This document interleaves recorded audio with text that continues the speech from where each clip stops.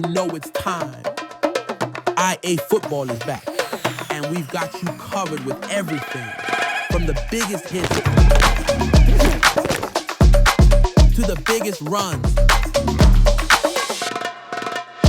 from in-game highlights to post-game breakdown. We are here talking any and all high school football. From day one all the way to the dome, we've got you covered at IAfootball. Hello, everybody. Cade Nissen joining you on a Monday, here to bring you IAfootball's Week 8 rankings.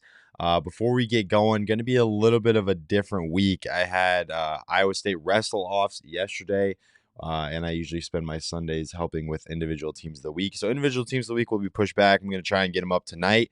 And then tomorrow, I'm actually at State Golf, helping cover that. So some content might be pushed back this week. Don't worry, though. Locks and Dogs will be with you on Wednesday, and I'm planning on trying to get more playoff bracket predictions to you because we learned a lot last week across all 7 classes.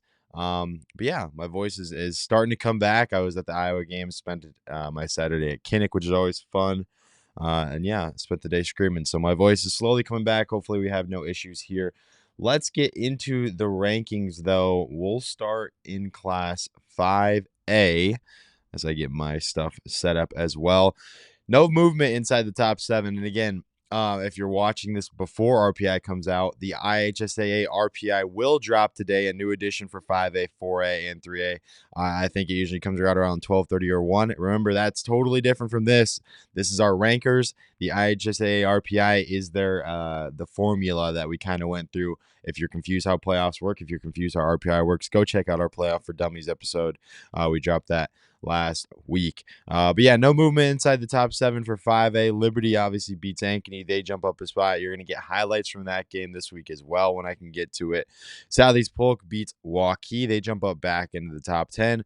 Hawkeyes sits there at number 10. City High beats Davenport North. They jump up 4 spots, number 11.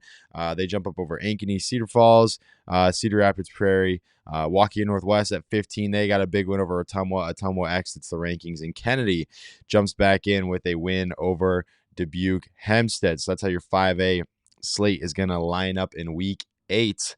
We're getting close to the end of the regular season, only 9 weeks again in Iowa High School for the big classes, 5A, 4A, and 3A. So we are getting to crunch time. I like to think when the sun is setting before kickoff, that's when the games become even more important. So that's a good way to think about it. In 4A, your top 8 remain unchanged. Top 8 went 8-0, no problems there. From Lewis Central all the way down to Western Dubuque, all pick up wins. ADM picks up a win. They jump up 1 spot. They get a big one over Ballard. Newton beats Carlisle. They go to number 10 as well. Everyone's kind of leapfrogging Gilbert, which sits at 14. Indianola up a spot, even after the loss to North Polk, which was a 1-point loss, a really good game. Norwalk beats Council Bluffs Thomas Jefferson 45-0. They jump up a spot, and Gilbert slots in at 14, who loses to Bonneret and Farrar 31-28. Bonneret and Farrar getting a big win in that district. They're going to be a team to look out for. Not the prettiest record, but if they can sneak in, that team's going to cause some trouble. Spencer at number 15 beat Sioux City West 41-0. And then Lamar's, who I had as a dog, beats Fort Dodge on Thursday 44-27. They jump up new into the rankings. I had 6 dogs hit this week. That was crazy. We're going to go over that on Wednesday, but I still can't believe that happened. That's kind of wild. But we'll move on to 3A, where we've got some movement. We have a lot of movement in 3A and a new number 1, Williamsburg.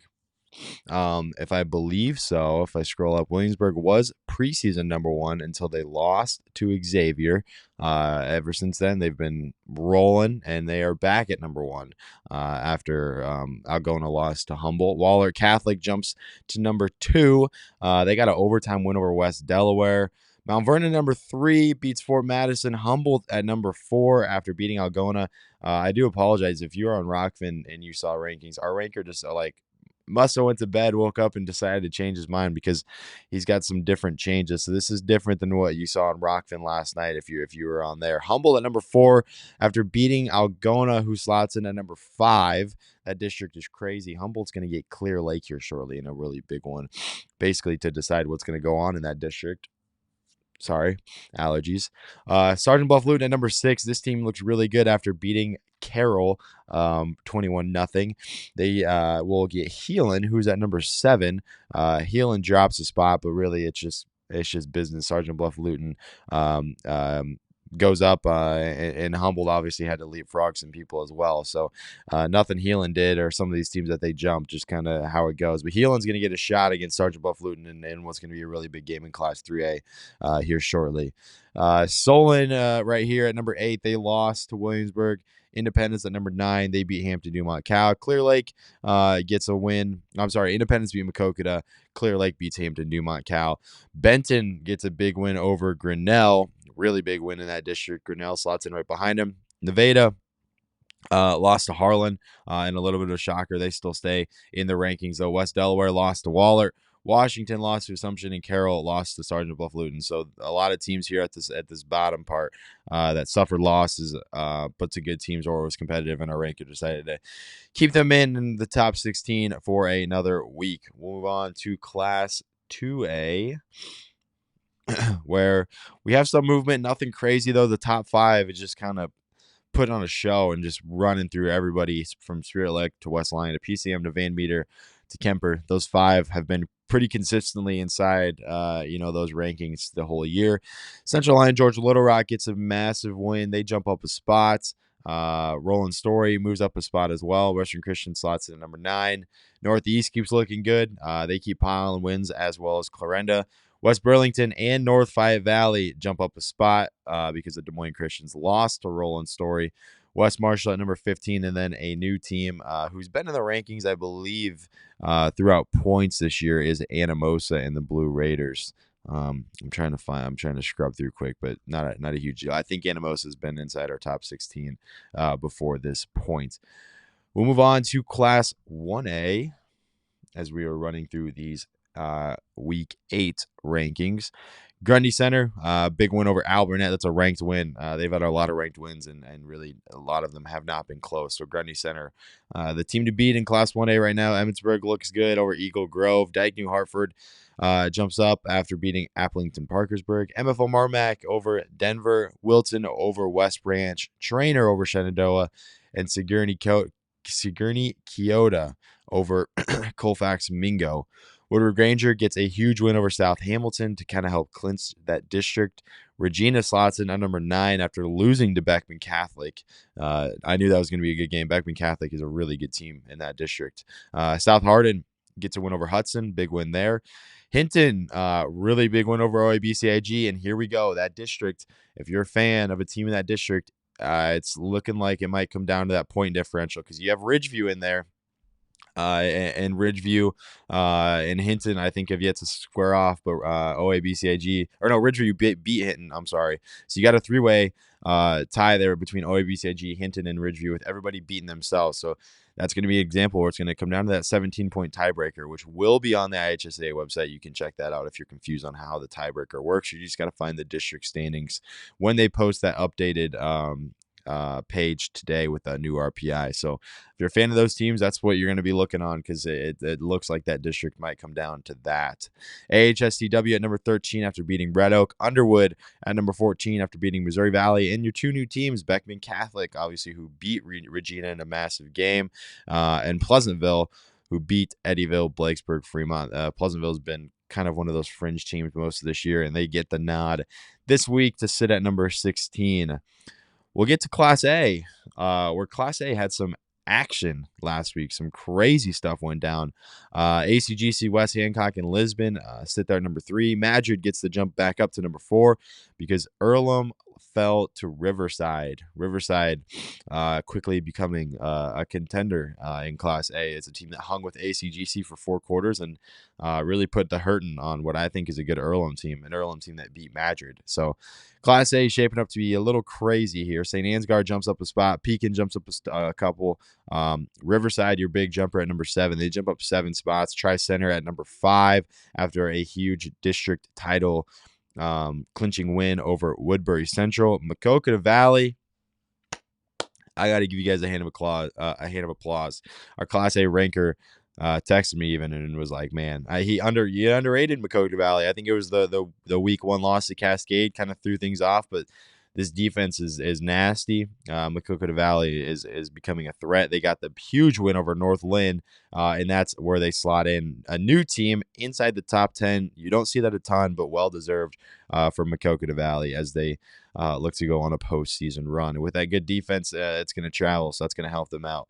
Earlham at number 10 after the loss to Riverside Northland. After the loss, Galen Catholic, they pick up a win, but they kind of fall a few spots just because of teams having to jump them that had bigger wins. Woodbury Central at number 13 after the loss to Tri-Center. Wapsie Valley jumps up a couple spots. And then your two new teams, Bellevue and MMCRU. Now, Bellevue knocked off Starmont last week 40-35, which was a pretty big win. Starmont was number 11, so they jump into the rankings. Then MMCRU just been having a quiet good year, so our Class A ranker gave them the nod at number 16. We'll move on to Class 8-man, where we do have some movement in 8-man. In the big game from last week, Remsen St. Mary's picking up a win over Woodbine. Those two teams do not move. It was a competitive game. It was a 16-point, ended up being a 16-point win for Remsen, but there were points in that game, and it was competitive for most of that 48 minutes. So really good game there, and a fun one in Class 8-man, one of the better ones throughout this season. Lennox jump up a spot after Bishop Garrigan kind of gets a scare from GTRA. So Lennox looks really good over a good Southeast Warren team that's ranked. So ranker gives the Tigers the nod at number 2. Don Bosco picks up a win. Iowa Valley and Audubon flip. Audubon kind of got pushed to the edge with Collins Maxwell. Iowa Valley looks good over HLV. Ranker decides to flip them. Bedford at number 7. Gladbrook at number 8. Woodbine at number 9 after the loss to number 1. Waco at 10 and 11 is Janesville. And then some movement in this 12 through 15 little pod. Edgewood Colesburg jumps up 3 spots after a win over Calamus Wheatland. GTRA up a spot after losing to Bishop Garrigan by 14. Ranker puts in his notes that he was impressed with them. Southeast Warren loses to Lennox. They drop a spot just because of kind of the margin of score. That's why GTRA got the nod, is because theirs was a little closer. And then Fremont Mills is your new team. Beat Cam. If you follow Locks and Dogs, I had Cam as my lock, so that is my first loss on a lock this season. So kudos to Fremont Mills and the Knights. That's a massive win over a good Cam team, 40-28. And then Montezuma at number 16 gets a win over Baxter. So that's all I got, everybody, for your Week 8 rankings. Appreciate y'all for tuning in. I will get the RPI stuff out for 5A, 4A, and 3A once I see it posted. I got a busy week, though, so IAfootball content coming your way. Postseason right around the corner. Excited to be your guys' number 1 spot to cover all of it. Keep an eye out on Rockland for Teams of the Week coming soon. I'm going to be working on going through those box scores today. But appreciate y'all for tuning in, and I'll catch you on Wednesday for some locks and some dogs.